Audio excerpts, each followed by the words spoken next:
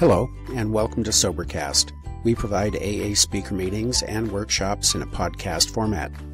We are an ad-free podcast, and if you enjoy listening, please help us be self-supporting by visiting Sobercast.com, look for the donate link, and drop $1 or $2 into the virtual basket. Also, if you're a member of NA or have friends that are, please tell them about our other podcast, NAPOD. NAPOD features NA speakers and workshops in the same format as Sobercast. We upload a new speaker every day, and it's easy to subscribe by searching for NAPOD, N-A-P-O-D, all one word, on any podcast player app, or go to napod.xyz if you'd like to listen online. Hope you enjoy the podcast and have a great day.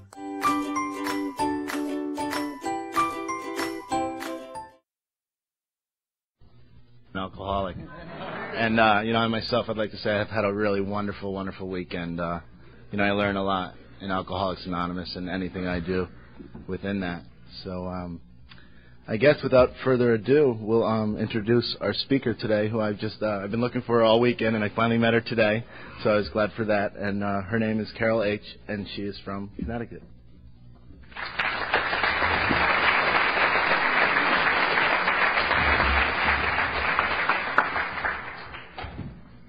A lot of tall people in AA. Hi everyone, my name is Carol and I'm an alcoholic. I want to say thank you for having me here. I was really surprised and excited when Hugh had asked me. And after being here this weekend, I look around and I see all the delegates and everybody in their different levels of service, and I really want to say thank you because, when you go to a regular AA meeting, you just sit, you get your coffee, you listen, you grow, you leave, you get your hugs, all that stuff. People in the program, day in and day out, a lot of times don't know what you guys do. And they don't know how hard you work. I mean, this is a nice celebration that you have, but there's a lot of work that goes on every year that you guys do. And I really want to say, on behalf of a lot of people who probably don't say thank you. I want to thank you for that opportunity to be able to be here to say that and let you know that people do appreciate what you do, even if they don't know your face to the job that you do. The only thing I want to start off saying, really, is that someone told me early on in the program something that I want to share with you, and keep that in mind as I'm saying my story. I don't have a lot of drunkalog. I don't have a lot of life. I know I'm only 30 years old, so I can't give you a 30-year war story or anything. I've been around, not that long a time. But I had heard early on that AA may not necessarily open the gates of heaven and let you in, but it will open the gates of hell and let you out. And that's really what I feel that AA has done for me. I feel like it has opened those gates. It's let me come out of that life of darkness, that life of tears, that life that I was so angry and so afraid that people were going to hurt me, and angry for what they were probably going to do and have done to people in the past. I had all this bottled up inside of me, and I was just ready to explode, and alcohol allowed me to explode, allowed me to have an excuse to explode, and AA has shown me that there are other ways to deal with that stuff, and a lot of those feelings have since passed, and I've grown through them, and I've worked my steps, and I've tried to understand where they came from and how I have to get rid of them and live without them. But it really has opened the gates of hell and let me out. When I was growing up, I grew up in an alcoholic home. Now, I didn't know that at the time. I just knew that our life was our life. We didn't have this fancy label. As far as everybody else was concerned, they could call us a Leave It to Beaver family because we looked perfect. Dad was a banker. Mom was a hard worker. We all were very well behaved, very obedient children, did what we were supposed to do. Everything. We looked good. We looked really good. Now, you shut the door, you walk inside our house when there's no cameras or any company around, and it usually let loose. And I remember saying to myself that I was not going to do to my family what my father's drinking was doing to us. I remember saying that over and over and over again. I remember being a little girl and seeing my dad drunk as a skunk, sitting in the chair, his chin down to his chest, hanging off to the side, and here is a respectable businessman that everybody sees him one way, and they see him as a party man, a good man, a fun-loving man. And I saw him as that too, because I did love him, and I do love him. But as soon as that alcohol entered his body, he became a different person, and as a little girl, I didn't understand it. And my mother would walk away, and she would just say, forget it. And then she would leave me with the words of, you talk to him, you're the baby, he'll listen to you, he won't listen to anyone else. So I took on the burden. I thought I was responsible to fix him. All the years I tried to fix him, and he'd make promises, and he wouldn't get fixed. You know, he just wouldn't stop. You know, the promises that he made, he couldn't keep. I didn't understand at the time that he couldn't. I just thought he didn't, you know, and that he didn't love me enough. And so the hostility and the anger built up inside, and all the things that happened in an alcoholic family. I'm not going to go through more details, but I wanted to tell you that because that's really how I started. Now, when I was about 13 years old, I remember we just had such extreme family problems that I just started drinking. It just came natural. It wasn't like I never had booze in my body. It wasn't like that at all, because I remember growing up, and if you had a cold, you had a shot of brandy. You know, you always had sips of beer. I always, you know, I was familiar with booze. But I went to booze on a mission. I went to booze when my family was falling apart, and I knew that there was going to be a safe place in that booze. I knew there was. Because I saw my father go into oblivion more than I ever wanted to see him go into oblivion. As much as I didn't like the pain he caused my family, I thought if I could drink and get that oblivious feeling, get that feeling of, I don't care, I'm cold inside anyway. I feel like I was dead inside because I felt like I was such a bad person and I was worthless. And so I started to drink, and it came very natural. I drank on a mission, like I said. I didn't drink to party. I never partied. Never did. I didn't have time to party. I was on a mission. I didn't want to be drinking and have to be nice and social. I didn't want to do that. And so when I was in school, I would drink on the mission. I would drink through a straw. I heard you can get drunk faster drinking through a straw. I had my stash of straws in my purse. And I drank as much as I could, as fast as I could. That's what I did, straight down.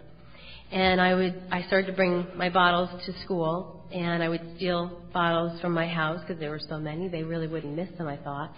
And then people at school started to catch on that I was getting different. And I started to lose a few friends. They tried to confront me and talk with me, and I was like, oh, go away. If you're a real friend, you'd stand by me. And if you're not, so long. And they did. They left. And my family was starting to notice some changes in me. They tried to talk to me about it, but as they tried to talk to me, they'd say, what's the matter? And I always say, I'm just tired. And, you know, I really was tired, but that wasn't the reason why I was tired, you know. I mean, it wasn't the reason why I was acting that way. I was tired because I was drunk all the time. I found that as I was drinking, I couldn't go the weekend. I didn't drink weekends. I didn't drink weekends at all because I was home. And if my parents went away, then maybe I could. But I never went more than 3 days without a drink. And it didn't take long. You know, my drinking took place in less than a year. Less than a year. I didn't go to the Navy. I didn't do anything. I didn't go out with all the guys. I was just less than a year of drinking. But alcoholism is so powerful. Don't underestimate it.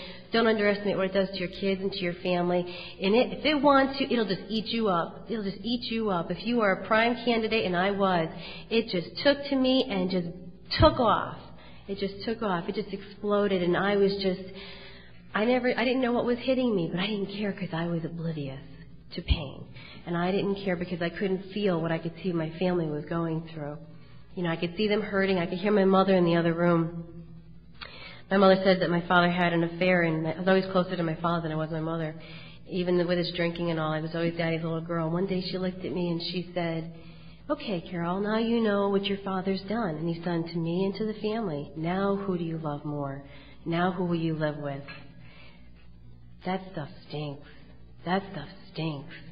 And, you know, she's a wife of an alcoholic. You know, we can shake our heads and go, ooh, and all that. That was a heavy rap. But, you know, alcoholism did that to her, too. It did that to her, too. I heard someone say a long time ago that alcoholism, if you think of a mobile and you take one little piece off, the whole thing goes all crazy. That's what alcoholism does. I personally hate the disease for the damage that it does, but I'm grateful that God gave me the gift of alcoholism, strange as that may sound. I'm grateful because I've been given an opportunity to change my life pattern from how I grew up to how I live it now, and how AA has offered new opportunities and new suggestions of better ways. And that came to me through AA, and I don't regret that, but I see the pain. And I'll tell you, I've been on both sides of the fence when it comes to alcoholism. I've been the drunk, and I've been the daughter of a drunk. I'd be the drunk any day. Any day. I love you, Al-Anon people. I really do, because I'll tell you, It is a lot harder to be powerless over someone else that you love and you want to help so badly, and they come back at you with an attitude of get away, what's wrong with you, and you get attacked. Meanwhile, you get so messed up in your head you don't know what's going on. Yet when you're drunk, you get oblivious, you don't care. It's the easier job. I give you Al-Anon people a lot of credit. And if you stayed with your alcoholic person, God bless you, because you had to have angels with you. But anyway, so as it just went on, I'm not going to go through Big Drunk Club, but as it went on, the school saw what was going on. They kicked me out a couple of times. They had my parents come to school. My parents would look at me very tenderly because they were afraid. I'm the last one. Melissa, you were the most work. I said, but wasn't I worth it? The last kid, well, thank God, because I really did give them a run for their money. And they'd come to school and they'd say, what's going on, Carol? And I'd say, I don't know. I didn't know what to say because I wanted my booze and I wasn't going to start saying, I'll do this, I'll do that. I didn't know what to say. And yet I couldn't say, like if they found a stash on me, I couldn't say it's not mine. I'm drunk. I couldn't sit on the chair. How can I deny this? So I had to just kind of go with it. My mother brought me home, and this is not to make fun of my mother because I appreciate her innocence in it. When she'd bring me home from school, they both came out of work, brought me home, talked with me. I would lie as much as I could without being too cruel because I really wasn't a lying child. I was a nice girl before I started drinking. But when I got booze in me, I was very much like my dad. I was mean and angry, nasty, and I'd tell you things. My tongue would flash right through you. And my mother, when I went home one of these days, she brought me a bowl of chicken soup. Now, I'm not making fun of my mother, but that's what my mother knew. This is back in 1979. She did not know. We didn't have the parent awareness thing back then, or at least we didn't have it as much as we have now. We didn't have the parents getting involved with all this stuff. My mom didn't know. She just knew that this sort of thing you can read in Good Housekeeping every once in a while, but that always happened in California because they were wild in California, you know. In Connecticut, we're the Leave It to Beaver family, and that sort of thing doesn't happen, and so she did. She did what on the level that she understood, and again, that's not to make fun of her because that's all she knew. And you know, when you don't know where to turn, you don't know what to do. That's hard. So at the end of all that, I changed. You know, I changed during that whole period of time. I went from a girl who was I was basically a showgirl. I was basically a showpiece in my family before I started drinking. I was always nice, always smiling, always polite, always. You'd never be disappointed in me. You'd never be disappointed in me because you know what? I was a chameleon. I could be whoever you wanted me to be, so you'd never not like me. You'd never be disappointed. I would be liked by everyone. But you know what? That eats people up. Because after a while, you know, that on our coins, you know, to their own self be true. I don't know if that's still on there. Is that still on there, Hugh? That saying, is that still, are we allowed to have that saying still to their own self be true? I'm not sure what we're allowed to have anymore. But I know that saying, you know, we don't, you know, when you're not true to yourself, when you don't know who you are, you can only be so many people and use it up, and I felt used up. And at the end of my drinking, my family knew what was going on. The school had just, you know, given up on me. Friends had left me. I went from being a showpiece girl to somebody who was walking through the schools. Sometimes they'd find me in the corner of the girls' bathroom just sitting there. I'd be so drunk. I'd just be on the bathroom floor, not a good place to be in a girls' school. Actually, a school period. But I'd have pockets of sweat underneath my arms just coming out of me. You know, booze does when you're drunk all the time. It just comes out of your pores. You know, I was not exactly prom queen material, that's for sure. But you know what? I didn't care because I wasn't looking for that. I didn't have high hopes. I wasn't going to be something someday. I didn't care anymore. I wanted to die. I felt like I was worthless. I felt like I was a letdown. I felt like I was just a piece of nothing. And then I let everybody down, and that my family really shouldn't have been bothered with even having me because I was more work than I was worth. And that's how I felt.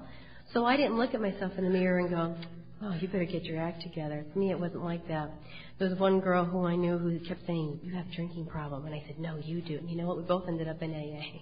So we were watching each other, but we couldn't identify it in ourselves.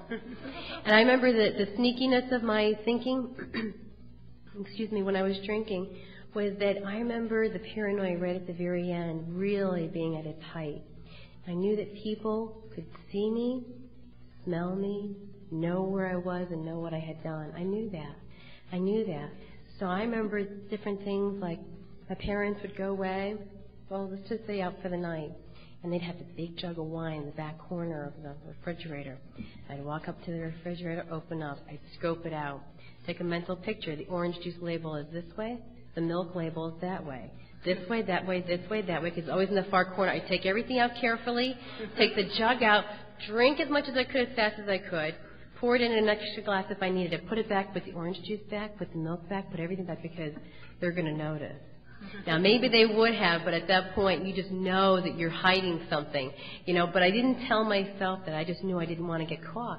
And we had new carpet in our living room. That's where we had these two end tables that were filled with booze. I mean, it was like, my parents had just come back from a trip to Paris, and they had this fancy Paris wine, and even then I still had the fantasy that I might be classy, so I was drinking all the Paris wine, thinking, well, if I can get drunk, maybe I'll be classy and drunk, And it didn't do any better, because when you get sick, I don't care if it's Dom Perignon or if it's Ripple, but when you get sick, you get sick, It's the same stuff.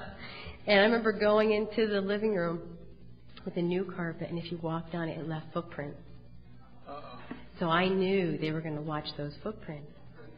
So I go on my hands and knees over to the thing, again, take a mental picture. The scotch is here, the Drambuie was here, the Jack Daniels was here, and go and take all the mental pictures, pull everything out, take out the bottle, drink as much as I could, as fast as I could.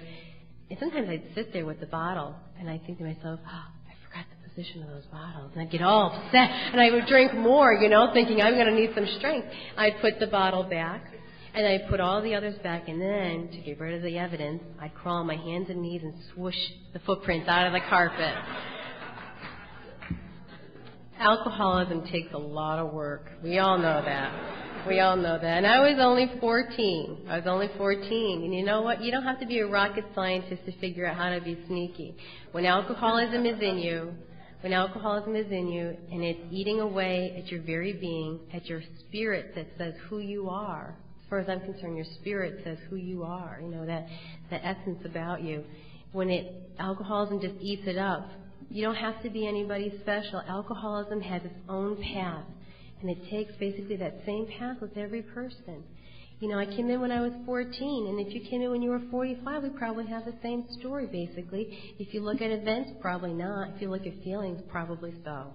And that's what I've asked people to do. When I've shared over time, I've heard people say to me, I've spilt more than you drank, So being a little sarcastic about it, says, you didn't spill so much, you would have been in here faster, But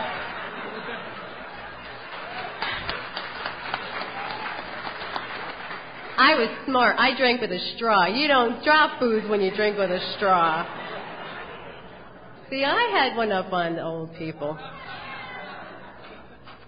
So anyway, at the end, it got very sad. It got very dark. And my last drunk was a very violent one. I don't need to go through the details on that. But let's just say that I tried to kill myself. It wasn't the first time. I tried to jump in front of traffic because I wanted it to be violent, because that's how violent I felt inside. And the only way I could feel peace was to let that violence out. And I tried to jump in front of vehicles, and, I really believe that God's grace, my God is an awesome God. He really is an awesome God. And I'm speaking for myself. And I'm not going to be a Sunday morning preacher, but I love my God, and He is awesome. And I believe that He has been with me all through my drinking, all through my childhood. I really feel like He has led me. That I really believe that certain people are chosen to be in AA and certain people are chosen. I really believe that He has a path that He wants me to take. He has a goal for me. And I really am so grateful that in that path He's protected me from myself. Because when I thought I had all the answers or I thought I knew the cure, I didn't, and He'd always saved me. And He did. When you jump in front of trucks and cars and they go all over the place and they don't hit you and they don't kill each other, there's definitely a divine power, in my opinion, involved. So I tried to kill myself. I tried to kill my father. Didn't succeed at either one of them, which was good. Just to say that the hospital, they came, the ambulance, the whole thing, all that stuff that happens. And they took me and they said, we're going to bring you to a school. I thought to myself, this does not sound right. It just didn't sound right. And I knew in my heart that things were changing. Things were going to change. I knew in my heart that somebody was going to start making me make other people aware of what's going on. They was going to have to all open up. I just knew, in my heart, I knew this was it. I didn't know what I'd be like. I didn't know what I'd be like. I was 14 years old, always was whatever anybody wanted me to be, whatever, whenever. And I was so afraid to be somebody that you guys wouldn't like, because I knew this was going to be a changing point. So I went to the hospital, and they sent me off to Hallbrook Hospital in Westport. And after everything I went through on my last drunk, and I had, part of my last drunk, I had tube top and shorts, and I just kind of snapped in my mind. I was just enraged, and I only, you know, it's funny because at the end of my drinking, it took very little to get me drunk. I was so filled with bad emotions, negative emotions, I should say, that it took very little to get me drunk because I was off. You know, I was off in the extreme of that emotion, and I was a wild person. I could say I was drinking. And the night of my last drunk, I just took off. I just burst with emotion, and I took off, and I ran through, next to our house, I grew up in Cheshire, we had all these woods, and it was all brush, and I ran face first right through them. And I don't remember too much about that. I remember doing it. I don't remember pain. I remember feeling a sigh of relief, because it was the start of pain. And for some people that may not understand that, some people, you know, drank, always protect themselves. I didn't. I was somebody who hated myself, and I thought that I was more trouble than I was worth. So to feel the pain, to me, felt like I was doing a good thing. And then I ran off into the highway and started doing my juggling act out there. But when I went to the hospital, they looked at me, and from head to toe, all in the front of me, I was all scraped, all bloody, because of all the brush that had just scraped me all over my face, my chest, everywhere. And it didn't faze me. It didn't faze me. I was drunk. That's the mission that I was on, to not feel. Whether it's inside or whether it's outside, I didn't want to feel.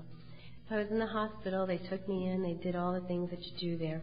I was scared. I was afraid. They were 14-year-old, 15-year-old heroin addicts, and I just drank a lot, you know. I didn't do drugs. You know, I know I'm unusual nowadays because I'm a thoroughbred, you know, I'm just an alkie. I didn't have any drugs. There were guys when I was drinking who tried to get me to do drugs, and I knew why they wanted me to do drugs. And I didn't do that either, you know, because my mission was to get drunk, you know, not get anything else, you know. I didn't want to get anything else. And so I didn't. That was not part of my drinking story. So sorry, there's no pregnancies or anything that's offered, nothing exciting there. I was just the basic get drunk, fall down, throw up if you have to, you know, and get it over with. So when I was in the hospital and they went through all the things they do in a hospital, they said that I was there on I think it was a 10-day pass or a 10-day, you know, mandatory stay. And then after I was there for all, my parents came up and I was mortified. I was so embarrassed. And it came to the time where they said, you're going to need to make a decision. This is your time now. This is your time. You have an opportunity to leave. You've stayed here the time that we've told you. What do you want to do? And I remember my mother, who was always made of steel. Good woman, but tough. My father, who was made of jello. Good man, but very soft. And they were both sitting with me, and I remember sitting there, and actually my mother was a little bit further back, and they said, it's time for you to make your decision. What do you want to do? And my father, again, I was always Daddy's little girl, he put his hand on my knee, and he looked at me, and he says, and he's crying. This was just too much for him to handle. I mean, he loved me. He wasn't mad at me. You know, I mean, my parents are awesome. That, you know, alcoholism does what it does, but my parents still loved me, and it was amazing. I'm just very grateful. And he put his hand on my knee, and he says, honey, and he's crying. He says, I really want you home. And I looked kind of behind him, and there's my mother looking. I thought, oh, you know, because I knew my mother had this look on her face like, don't let him get to you, you know. And I knew my mother knows enough. My mother is a strange combination. She kind of has a little Al-Anon and a little common sense that came to her naturally, and still some codependency, so she's kind of a bundle of things. And but she was looking at me with that Al-Anon look, you know. And I knew the difference, that look that said, you know what's right to do, and don't you dare let your father get... And she wouldn't come over and say, honey, get away from her. She wouldn't say that. She'd leave him be, but she was going to look daggers at me until I got the message. And I knew she was right. I knew she was right. And I said, Daddy, and I was crying, because I never let my father down. Never. Dad wants it, I do it. And I said, Daddy, I'm sorry, I have to stay. And that was the first decision I made towards my recovery. That's why I tell you that story. It was a hard one. It was not peer pressure, parent pressure, because I have parents who love me very much, and yet I still wanted them to approve of me, and I wanted to make up for what I did, and yet I knew if I went home, I wouldn't know how to sort it out. And that the hospital told me they were going to help me learn how to sort it out, and so I trusted that. I stayed in there, started to get better, learned all the things you're supposed to learn, about the disease part. I had heard about that, and I understood that when they explained to me that the threefold disease first gets to you spiritually, emotionally, and then physically. And then when you get better, you need to put the plug in the jug first, stop drinking. Then you start to get a little better up in your head. And then spiritually, hopefully, as long as you're open-minded and not rebellious, you'll come around. That's what the first 3 steps say. I came to believe. So we have all these slogans in the program that remind us, one of them runs into the other slogan eventually. It basically says, AA really works, but you need to come and you need to be open-minded. And so I did go. I was open-minded. However, now I'm up in the hospital up in Westport. I see Mercedes, I see BMWs, I see Porsches. It's up there. I'm not from this kind of life. This is cool. This lady one time came and she complained. I don't know how many meetings in the hospital she came to. She'd come to the off-site and she'd say she went out to dinner because she wasn't in the hospital. She was just somebody who came to hospital meetings.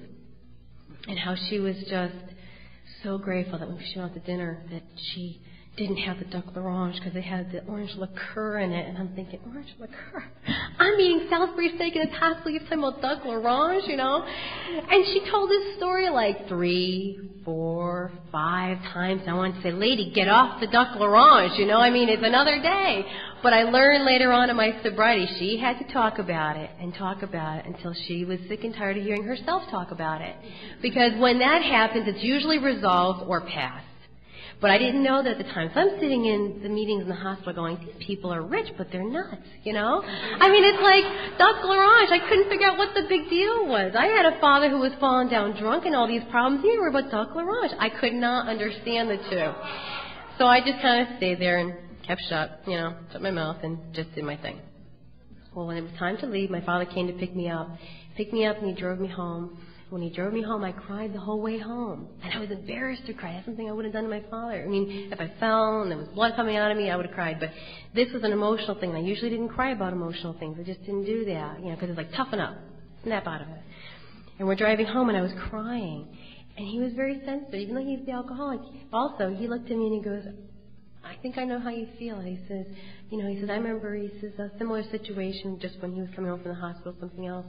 He says, I was afraid too. He said, are you afraid of what you're going to find at home, what your life is going to be like? And I said, yeah, I really am. And he says, we'll work with you, honey. No, we're here. We'll work with you.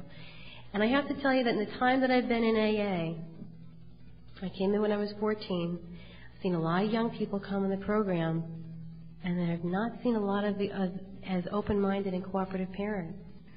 I really haven't. And I'll tell you that there's a lot of things that I've seen in my family, and I know my family has gone through some hard times because of me. That's what alcoholism does. I think that's what having kids does, right? Isn't that just part of having kids? But then alcoholism added a second, angle to it. But I came home and started going to AA meetings, and my father said to me, I have a friend of mine, a business friend, who I know who's been in AA for a long time. He says, I've asked him to bring you around to some meetings. I had just turned 15. So I couldn't drive. So I said, sure. My dad's so comfortable. He knew this person. This was my dad. Understand what he was doing. He was still drinking, and yet he looked and said, I want this for you, honey. I want your life to be better. So he came to pick me up. Well, this man, remember this is back in 79. And this man came, and he was really dressed preppy. This man had nice white hair. I have a liking to white hair. I don't know, And he had nice, thick white hair. He dressed really preppy. He drove up with what did he drive up with? I don't know. I forget what he drove with. I think it was a fancy car. It was like some kind of Mercedes or something. I'm checking it out. And it had like the sunroof, and his music was cranking. I thought, this guy's cool. This is like being up in Westport. And I thought, this AA here is going to be okay, this old time, the guys are going to be skeevy, the women are going to be ragged. I had that on my, I said, no, this is going to be okay. So we get in the car, we go to the meeting. There's this meeting. There's a long table, a round table at the end, and they had the red and white checkered tablecloth on it. There's this cheap old metal light, just a lampshade kind of, metal light with a bulb in the middle hanging from a chain. It's kind of swinging a bit. The room is filled with smoke. Back in 79, we had a lot more smoky meetings. The room is filled with smoke, and there's this man chairing the meeting at the end of the round red and white checkered tablecloth who's speaking with a very heavy Spanish accent running this. And I didn't listen to what he was saying. I looked at Roger, and I said, Roger, I think we're in the wrong place. I said, I think we're in a poker game. And he says, oh, no, dear, just sit down. You'll be okay. And I thought, no, this is not the cards, the clothes, the hair. And this was not what I thought. So I sat down, and this is when they told me that it's, the substance that you're going for. You're not going for the image. You're not going for a social life. You're going for the substance. And that was my first lesson in it. The people that greeted me were very nice. They were very patient. I remember I was very sick. And I would sit at the meetings with my knees up to my chest. And that's what attests to this. My knees up to my chest, my arms around my knees, and I would just rock and rock. I was so afraid. I was only 15 years old, and I came from a life that was pretty sheltered, always, pleasant and social, always being at social events for mom and dad, but never being someplace alone like that with something so scary as alcoholism. And I was without boots, and now I didn't even have a crutch, and it was scary. And every time a siren would go by, I'd flip out, because I could remember my last drunk and when they were all coming after me. And it was a tough time. People would just say, keep coming. And I did, and I listened. And I remember the older fellas. Now, fellas, nothing personal, but I see you guys, you come up with your big arms and your big eyes, and hi, honey, and I'm like, ooh, And I was just kind of skeeved, and then after a while I learned I'd see them coming, and I'd stick out my hand, and I'd say, hi, nice to meet you. I was only 15 years old. I was scared to death, these big guys all over me. I'm like, no. I didn't do this stuff when I was drinking. I'm not doing it sober.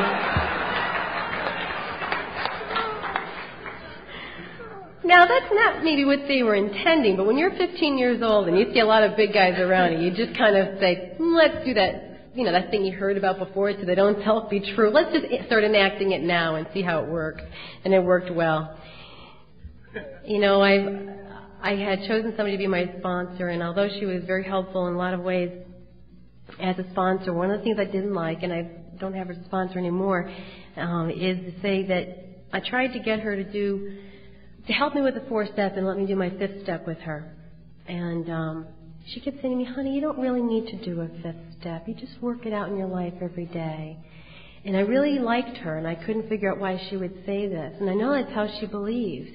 And for a few years, now I was sober, after a while, I'd keep pushing the issue. And I was sober 4 years.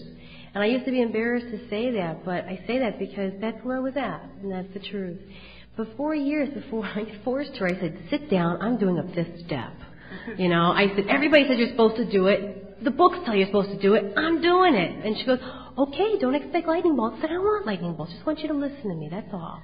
And in the time that I was in the program, I'd already been doing it little by little with other people. But I'm one of these official people. If you say do it, I did it. Back in 79, I had a lot of people, old-timers, who said, do this, and I did it. Well, they had, stuff in the program. And I made sure that I did that stuff because I was so afraid to drink because I had been sober just a little bit long enough to know that I felt okay inside. Not great, not loving, not, wonderful. I just felt like I didn't need to drink anymore. I didn't need to drink. And I didn't know what was doing that necessarily, but I knew that I wanted to take care of that and nurture that. And so I made sure to take care of my sobriety. People would say, oh, I've got a year and 2 months, and that's fine. I'm not putting that down. But, I was so afraid to get cocky. I never counted my days. I never counted my months. And I only count my years because I know when my anniversary is. And as a matter of fact, a couple of years ago, I forgot which one it was.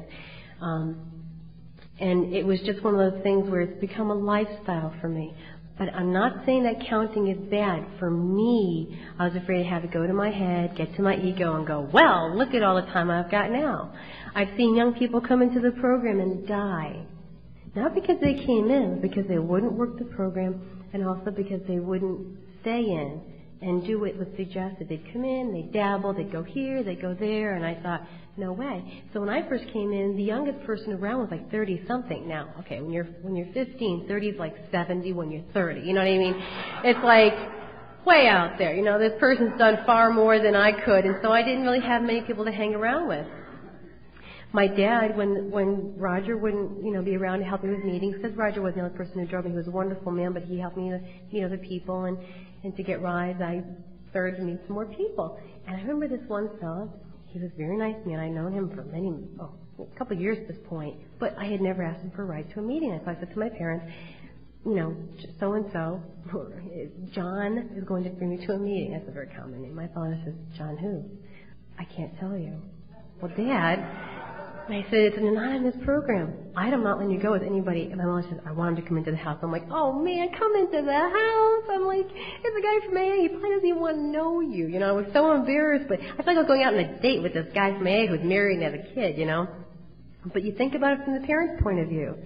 They didn't know. Who's this guy? John who? Could be anybody. Could be out from another town. I don't know who this is. You're going to go out with them to a meeting. Maybe come back with somebody different, because sometimes back then I would take a ride with like, no, this is not cool, Carol. This is entirely different to my family. But they warmed up to it. And then, of course, I told John, if you can come in if you want, if you don't, I understand. He came in, of course. He was really good, Ended up talking to my parents forever. I was like, come on, let's go to the meeting, let's get out of here. So that worked out fine. But, I'm just telling you stuff because you think about new people when they come into the program. Those are the kind of obstacles we have to deal with. When I was in driving age, I had to deal with all this permission and clearance and all this stuff, and it's tough. Well, I went out on a 12-step call with someone who was more experienced. She had the same amount of sobriety as I did, but she was older. She had more experience in 12-step calls. Okay, now, I have heard about these. I have listened to people share their experience about these. And I knew that this young girl had been wanting to come to AA, but her parents, or rather her mother, would not let her. Finally, somehow, through the grace of God, this mother opened her eyes and said, yes, I want my daughter to go to a meeting. So Barbara and I jumped in the car. And we knew where this house was. We knew the vicinity. So we drove over there. We pulled into the driveway. There's a dog barking inside the house. We're walking around the house. We can't find the door. Okay, now you have to picture how silly these two alcoholics have been trying to get this mother to be open-minded, to take her daughter to a meeting, walking around the house, who can't find the door. I said, I'm sure she's in there going, no way are you taking my daughter anywhere. It was just one of those funny 12-step things where we're walking around looking underneath rose bushes, underneath this, underneath that. We couldn't find a door. We heard the dog. We said, there's got to be a way to get into this house, and we can't find it. And here we are sober, both sober, and we can't find a way. We just left there laughing. It has its humorous side at times. We finally got her, and she came, and she's been in the program ever since. But the opportunities that have come in just from meeting other people, I've been also very involved with public information. And by doing that, I know that Hugh and I were involved with a few other things, and he's just exposing to a lot of different things I can do in the program. And I've also spoken to schools. And understanding that as my recovery was continuing through the years, I was always learning new things and, trying what the program had suggested and trying what other people had said that they've learned from their mistakes. I'd go to school. I'd share with the students. I'd share with grammar school. Don't underestimate grammar school and the pain that these little ones go through. I shared this story, and I could almost peg the AA families out there, or the alcoholic families rather. I could almost peg them, because they're the eyes that wouldn't stay in one place, or the eyes that look down a lot. There's pain in some of these kids' eyes in grammar school. I knew I could only carry the message, and I couldn't fix them, but I could open some doors. Like I said, AA has done for me. It opened some doors, some opportunities, and I spoke to these kids. One little girl comes up to me afterwards, and she says to me, she says, she was a beautiful blonde-haired little girl. She was just a little peanut. And she says, my grandmother drinks so much, and she says, and she just changes. She's really mean. She says, and I try to be a good girl. I don't know what else I can do different. She says, what can I do? So even though she didn't hear the part of my message that said it wasn't her fault, although that was part of my message, because it's drilled in her somewhere along the line that it is her fault, she already now knows, at least she heard the part of, there are ways to get help. And that was my message, to let them know. There's a lot of opportunities out there for people to do that. Don't pass it up. I've spoken to them. I've spoken to all different people. I've spoken to Teamsters who, when they put their arms down, they came out to here. And I was about 16 years old, and this is where their arms rested. And I'm up here going, "Hi, my name is Carol, and I'm an alcoholic. Don't hurt me!" You know. These fellows were huge, but you know what? After I shared, they came up to me and they'd shake my hand. And they'd have tears in their eyes. I thought to myself, where did these tears come from? This guy is so big. I mean, who made him cry? And he says, "Honey," he says, "thank you for sharing." And I thought to myself, I don't care what color you are or how big you are. Everybody feels the same feelings. You know, not to be intimidated to share that. Excuse me. So, one of the things that I have to share that is really important for me to share, and it's one of my strongest messages, it's been kind of a mission of mine the past couple of years, is that I know that people in AA are known to be very open and very willing to help. That is good. However, I have to tell you that I grew up in Cheshire, and right before I was getting married, I moved to Wallingford, Connecticut. And I was happy in a sense to move because I was known as Little Carol, Little Carol, Little Carol, Little Carol, everywhere, Little Carol, you know. And it wasn't because I was 5 feet tall, it was just because I was young. And I felt that there was a pressure on me to not make certain mistakes. And that was hard. It was hard pressure. I had heard people say, "Oh, well, you can now not do all the mistakes that I made over my time, young lady. Good for you." And I hear that and I was like, You know, and one of the things I have to say is that in this past June, a couple months ago, I celebrated 15 years sobriety. But I have to tell you that I made a lot of the same mistakes you guys made, and I was sober. Don't tell people that say just because they're sober they're not going to make some of those mistakes. The difference between making a mistake, if you and I make the same mistake when you're drunk or I'm sober, the difference is that I probably know faster when the mistake was made, and I also know probably how to make restitution for it. Okay? Whereas an alcoholic would live in misery for years and years, probably trying to drink it in and drink it in. You know, before I got married, I made some poor choices. I got myself in situations that weren't good. I did things that I wasn't proud of, and I was sober. And you know what? I would share some of these things with people. These people had time. These people were people that I respected, because I don't like the saying "stick with the winners," but that's basically what I do. I hang around the new people when, you know, I try to offer what I can and listen, and, you know, sometimes offering is just a listening ear. But I do spend most of my time with people who have time in the program. And these people said, "I can't believe you made a mistake like that, and you've been sober so long." That would dig right to my heart. I want you all to know that. Think before you say things like that, please, because people who are young are going to go through life. They're going to go through it. They might get married and they might get divorced. Why? Not because of drinking, because maybe that's just the choices they've made in their life. And drinking doesn't mean that, not drinking rather, doesn't mean that you're not going to make those mistakes. So please cut us a little slack. You know, be careful with what you say, especially to young people, because the permission is there to make mistakes. It's always there to make mistakes. Always. Always. But the thing about AA is that we know that we have options.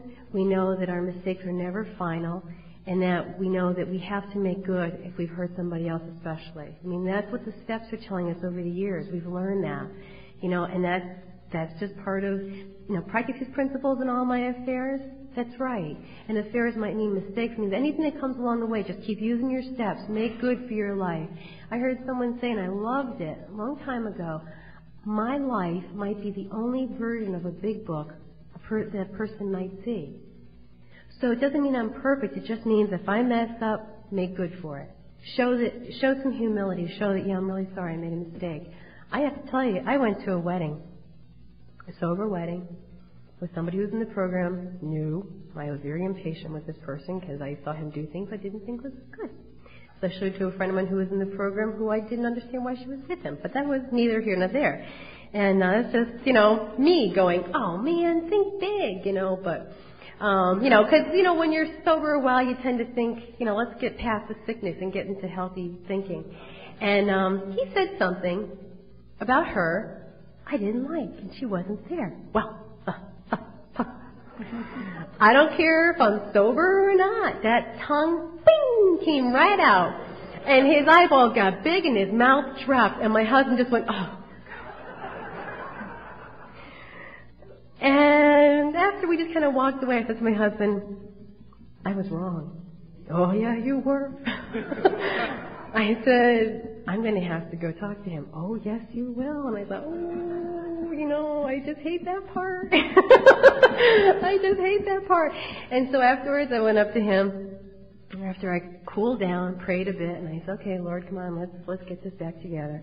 And I said and explained to him, I said, listen, what I said before was wrong. I was out of line. You know what he said? Don't worry about it. I've learned something, not necessarily in AA, but I've learned with some of my church friends, that when someone is trying to make an apology to you, and don't worry about it, you're shutting them off. You are shutting that door to communication immediately. Oh, don't worry about it. You're not forgiving them. You're not forgetting them. That's for sure. That's for sure. That's like one more drink down. You're just feeding that thing. And when he's, don't worry about it. I said to him, I'm not worrying about it, but I want you to know I was wrong and I was out of line. How you and so run your life is up to you, and I was out of line, so I apologize. Yeah, don't worry about it. I said to him, I'm not, but I just wanted to let you know I'm sorry. And I let it go at that. And I walked away and I felt better.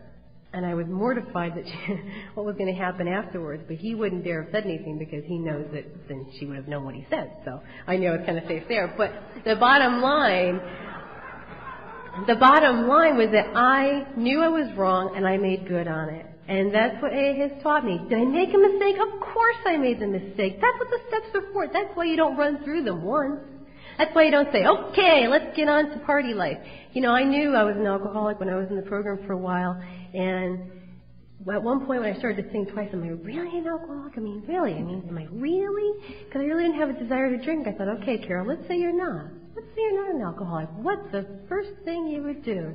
I'd say, probably just go out and have one drink. And that's how I told myself, Carol, look at that. Why is that? Even though it's not drink in the front of my head, in the back of my mind, alcoholism is so insidious, it was feeding it little by little. And I have to say that the little mistakes I've made along the way in my sobriety have helped to make my sobriety better.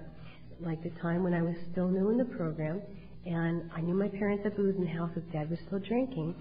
But I was just curious. I was very new, less than a year. Where did they put this stuff? I thought, I don't want to drink. I just want to see where it is, And so I found it, after much ado, in my mother's closet, behind all the Mother's Day bathrobes we'd given her, way in back. And there were the bottles, sparkly, shiny, corks up, everything's ready. And I used to like Drambuie. And I thought to myself, I just want to see if it smells the same. This is really what I did. I didn't want to drink. I took the bottle. Of course, I checked, make sure nobody was around. Took the bottle, took the cork out. Yep, still smells the same. And I thought, I wonder if I just suck on the cork if that counts as a drink. And I was just going to suck on it just to see if it tasted the same. And I did. And I thought to myself, no, I don't think I should. So I put it back in. No guilt, mind you. No guilt. Put it away. I went to my home group that night and I was sharing. And I said, like a funny thing happened, and I just mentioned it. And after I mentioned it, just like I did to you, people during the meeting would raise their hand, Carol, I really want to thank you for sharing. It took a lot of honesty. Carol, thank you for sharing. It took a lot of courage. And after all, I'm sitting there and I'm thinking, courage, honesty? I don't think that was good. I didn't know until then that was a wrong thing to do. If it was wrong, I would never have brought it up at a meeting that new in the program. I would have said, no, of course I'm fine, but I thought this was just something you did. So it was little things like that said to me, Carol, watch your step. This disease is back there lurking, and it's telling you that when you least expect it, that little move you're going to make, you're going to have to watch out. So sobriety has been good. AA has opened many, many doors for me. I've learned a lot. I've learned what kind of relationships I do want And I've also learned from AA some of the things that I don't want. And I say that with all honesty because there are a lot of sick people in AA also. I hear people coming in with some real old baggage. And sometimes they get all the attention in meetings too. They'll sit there talking about people in real bad ways. And because they're loud and they appear confident, people listen and go, wow, he's got great sobriety.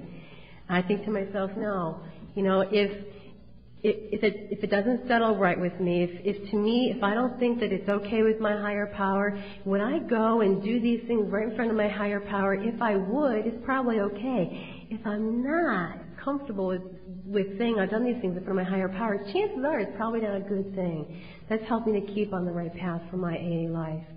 I went through high school. I got involved. I was sober all through high school. I got married. Never been happier in my life. I married somebody in AA even though I didn't want it to be in AA. I didn't want that. But then I thought to myself, Carol, being that you're an alkie, you have a good chance, even if the guy's not in AA, to peg someone who's going to be there eventually. So get him now while he's in recovery. I know my personality. I'm an alkie. I'm a codependent. I grew up in an alcoholic home. It's gonna come. It's just gonna come. So he was sober for a while, so I felt like that was the best thing to do. And he's the greatest guy in the world. And I'll tell you, he's really a gift from God for me. He really is. And I say that not to embarrass him, but to say that the mistakes that I made prior to marrying him were all the right mistakes. They were all the right mistakes. Don't stop people from making those mistakes. Because when you get enough pain in your life, you learn to do things differently. And then enough pain to do it differently again and again and again and again until you get better and learn what really works for you. And that's just part of growing up. It's got nothing to do with alcoholism. Hear that, please. It's got nothing to do with alcoholism. It's just got to do with growing up. And I'm very fortunate that AA has allowed me to grow up in it. So in June, when I celebrated 15 years sobriety, although that was a turning point in many ways by number, for me it was exciting because when I came in I was 14. And in June I celebrated 15 years sobriety, so I've been sober now more than I was old when I came in. And that for me is not to be cocky. I say that by the grace of God. I say that with all thanks to my awesome God. I say that honestly with all thanks to all of you, because you've been there with hugs and handshakes. You've been there with a lot of reassurance and a lot of understanding, and that is to say that my life does not have a path designed for booze down the road. It's not, God help me if it does. But from the path that I've been making through working my steps and working the program, I'm not setting myself up. My life is very healthy, very rounded. And it's going to close with this.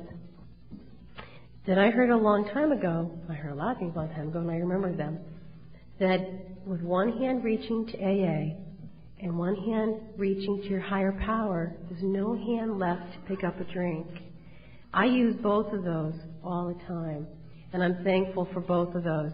And with that is how I've been sober and how my life has turned around. And hopefully we hope to start a family next year. And I hope that the cycle and the family, even though there may be some things that are always going to be continuing because we're both in AA and we're both still recovering, that I hope that even though my father still drinks, I believe, he told me he was in AA, but he's done some things that I don't know are right.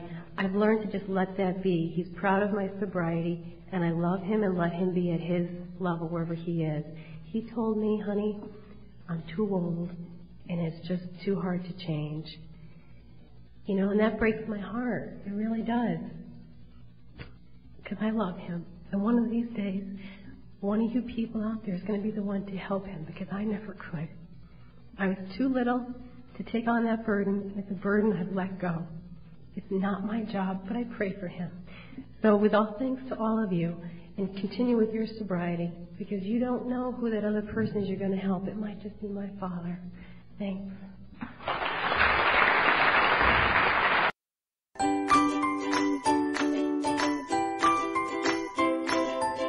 Thanks for listening. I hope you enjoyed the podcast. Sobercast is ad-free, and we'd like your help in order to keep it that way.